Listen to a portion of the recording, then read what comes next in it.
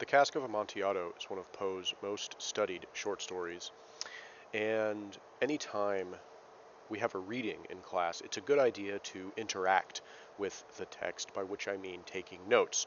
So here, I have simply brought up in one browser window the PDF available on our Blackboard page and of the story, and in the other, I've created a blank Google Doc. You could use Notepad, you could do this. I actually prefer to print it out and write in the margins or highlight or circle things on the story itself, but I know that these days it's sometimes easier with technology. So I've jotted down a few things that really can apply to any reading you're given in an English class, or really any class where you have to analyze a story or a text of any kind. I've put the title so I know what story I'm talking about. And then, of course, in any story, we're going to look at characters. It's important to look at symbols, which are simply items that have hidden meaning or deeper meaning. Themes and motifs, overarching ideas that kind of motivate the story. And then from our heuristics, specifically the method and Burke's pentad, I've added noticeable repetitions. Anytime you notice something coming up again and again, it's a good idea to make note of that. It's probably important. What is the main event? And here, this is talking about Burke's pentad, the act point of the pentad. There's usually either a climactic event or something that the story leads up to, or something that caused all of the stuff to happen in the story, and that can help us kind of figure out what's going on. And finally, weird shit, which is the method, part 4, where you look for anomalies. Anything that jumps out at you, or seems not to fit, or seems like it doesn't belong, is probably worth investigating. And then finally, because I know that we are going to have to write an essay over, if not this story in particular, something like it, I have a category for stuff I could put in an essay if I had to write an essay about this story. Let's take a look at the text itself. We know right off the bat that we have a character named Fortunato, which if we Google, we find out means the fortunate one. And Fortunato turns out to be the antagonist, of course, and the victim.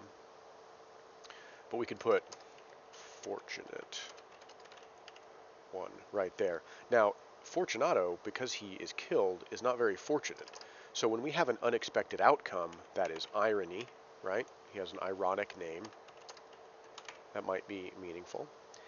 And we learn that the narrator is named Montresor. We don't learn that until a little further down, right? And I do this every single time. I always put 2 S's in Montresor. And if we look up Montresor, we know that it means my treasure, right? So what is his treasure? Is it a literal chest of gold coins? Is it something else? It could be a symbolic treasure, something we don't hold in the hand. So right off the bat, we have some notes we can make about these characters just based on their name. And there is a third character that is often overlooked. And notice that the narrator is using the second person, that thing I tell you not to do in your own essays, because you are not addressing a specific single person. Well, this narrator, by using you, we know that he is addressing a single specific person. So the question then remains, who is the audience? Who is the narrator addressing?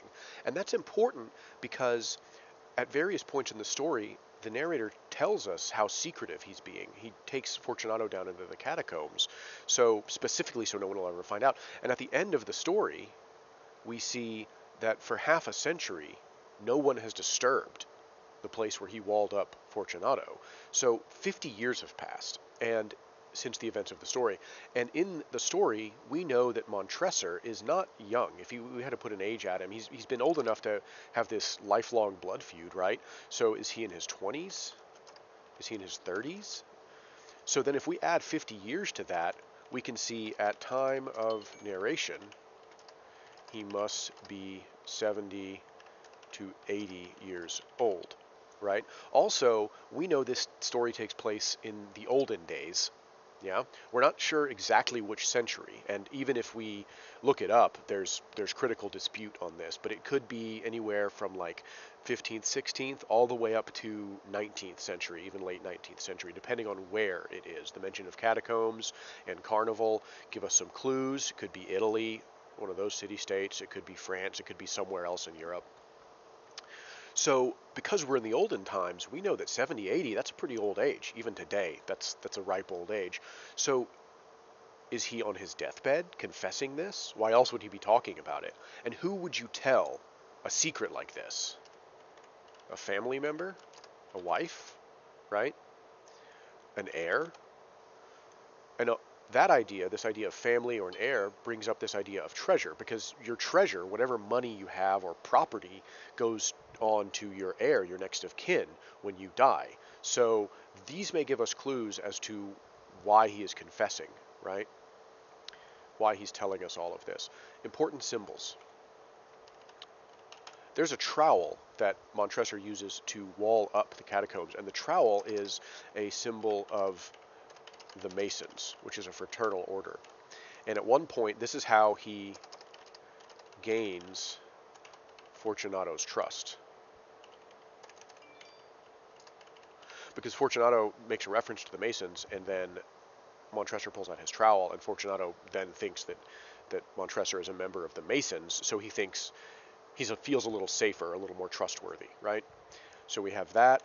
They have a torch they take down with him, and a torch, of course, fire, light, trust, truth, safety, warmth, all of these things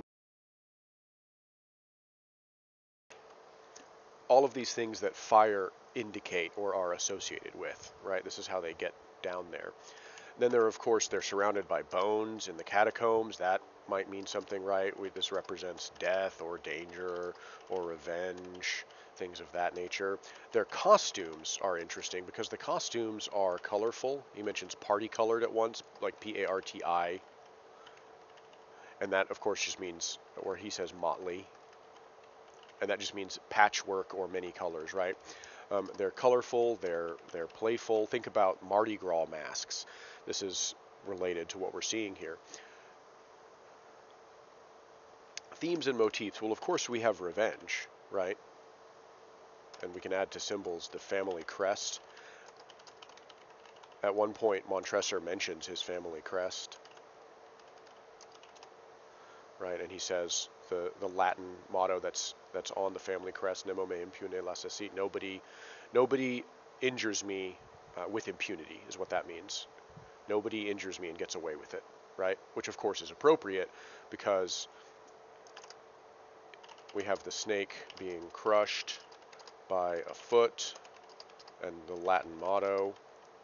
So, of course, if Montresor is the one avenging himself, then he's the foot crushing the snake. Fortunato would be the snake because Fortunato has committed 1,000 injuries upon the narrator, right? But then finally he ventures upon insult and he vows revenge. So, of course, revenge is a big part of it. Morality can be one because our narrator is a murderer, so that's not really cool.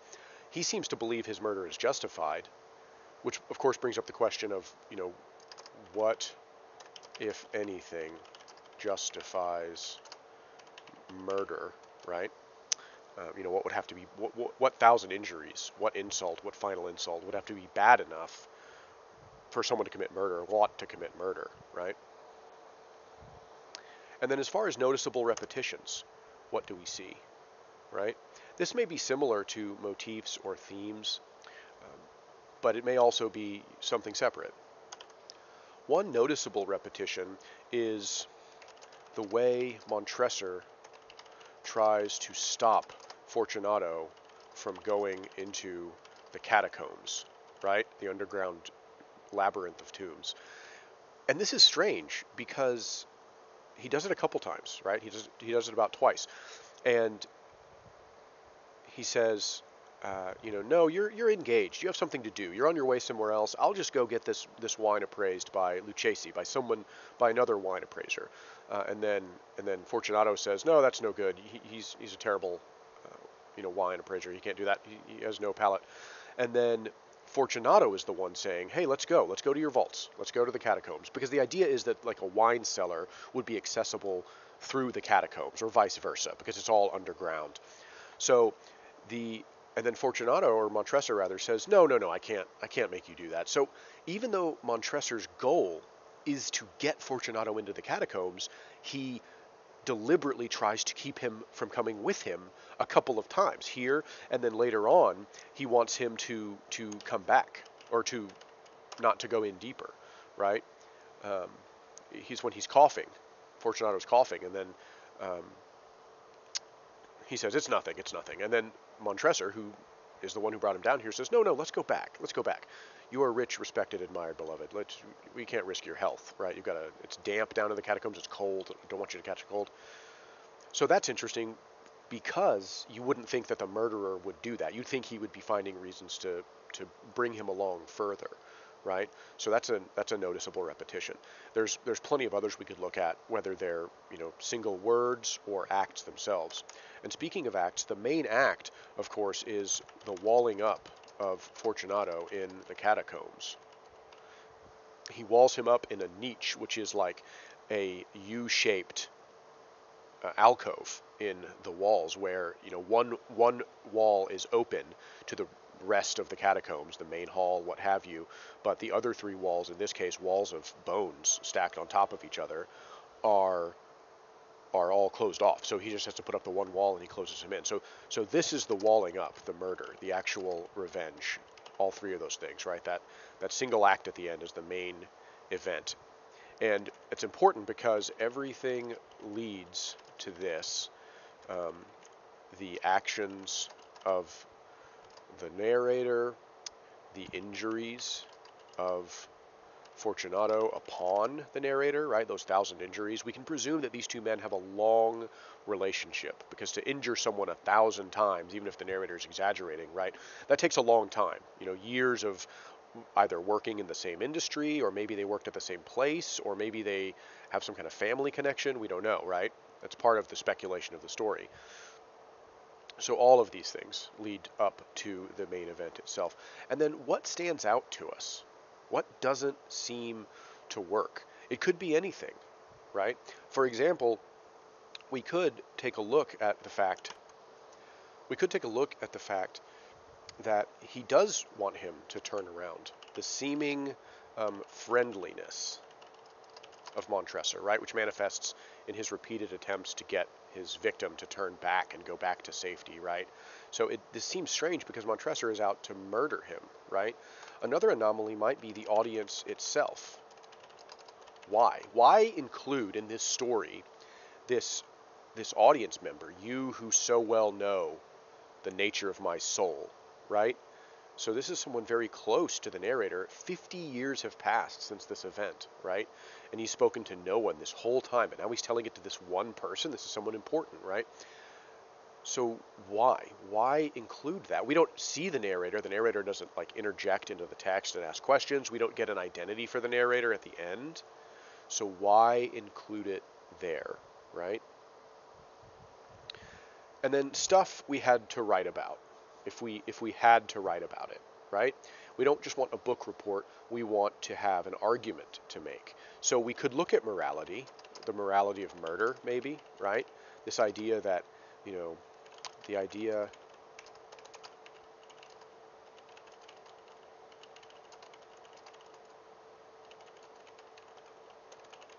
that murder could be justified under the right circumstances. Maybe, maybe not, right? We could look at that. We could look at this idea of revenge. Is it ethical? Is it wise? Does it make sense? Right? Because logically, it doesn't make a lot of sense. Montresor could get caught. He could be killed for attempted murder or for actual murder. Fortunato could come to his senses. Maybe Fortunato is stronger than Montresor thinks, not as drunk as he thinks, and he overpowers him, right? Of course he doesn't, but he's taking all of these risks. And it doesn't really make sense in that way, but maybe getting Fortunato out of the way is worth it, right? So there's all of these questions of morality in terms of murder or revenge. We could also look at relationships between characters, right? And we've got Fortunato, Montresor, and the audience to work with there. So not a lot of characters, but the reason this could be a good thing to write about is because we don't know nature of Fortunato's injuries against Montresor or the insult against him, right? We don't know any of that. So we could speculate on that. We could maybe come up with an idea of what Fortunato might have done, and then look for evidence of that in the text, right? Maybe it has something to do with the Masons or being part of a fraternal brotherhood. Maybe it has something to do with wine. And that's why Montresor thinks it's especially appropriate to get Montresor into the catacombs under the pretense of evaluating some wine. Taking these kinds of notes, interacting with the texts, is important because it helps you understand what's going on in a meaningful way. Now, you can get all of this and lots more if you Google the story and look up Cliff Notes and Schmoop and all of that other stuff, and that's fine. After you read the story, if you want to look that stuff up, totally fine. That information's out there. There's no reason for you not to take advantage of it. But I strongly recommend that before you look up answers as to what's going on in a particular story, you read it twice. The first time, you just read it. Just let it flow over you. Just let it happen. And then the second time you read it, start looking for these things. Start paying attention to repetitions. Start asking yourself, what really stands out? What doesn't make sense? Where is the weird shit? And after you've read it twice, that second time, that's when you take your notes. That's when you're highlighting.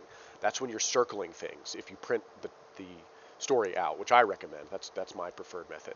But if you engage with it in this way, even though you can find all of this stuff easily online, then you, the student, have learned on your own from pulling that information out of the text. And as you know, when you engage in an experience, when you physically do something, that is a lot more effective at teaching you about it than if you read about it in a book. Think about driving, right? You could read 5 books on driving technique and driving experience under different conditions, and that's not going to make you anywhere near as good a driver as if you got behind the wheel for even a week, right, or a few days. That experience is worth it. So interacting with the text, training yourself to look for these things is important, because you may have a test where you're not able to access the internet, or you may come up with a situation or a story that's new and that doesn't have a bunch of answers online. So it's important that you're able to look for this stuff on your own and engage with the text.